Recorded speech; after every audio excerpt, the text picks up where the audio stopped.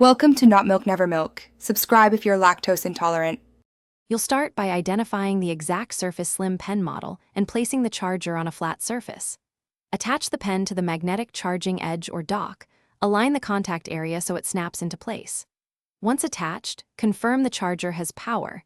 The LED or device indicator should light.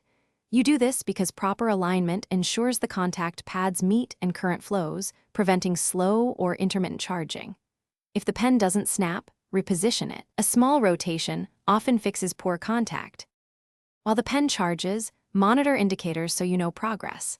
A steady LED often means charging, blinking can signal pairing or error, and color codes may denote full or low power.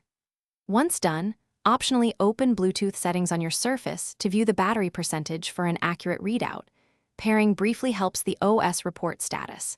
Since slim pens have small batteries, give them 30 to 60 minutes for a useful top-up. If the pen stays low after that, check the next steps to resolve issues. To complete, remove the pen gently and test writing to confirm responsiveness. Store it on the dock when not in use. If the Surface fails to detect the pen or battery level remains unchanged, restart your Surface and toggle Bluetooth to force rediscovery. This clears transient faults.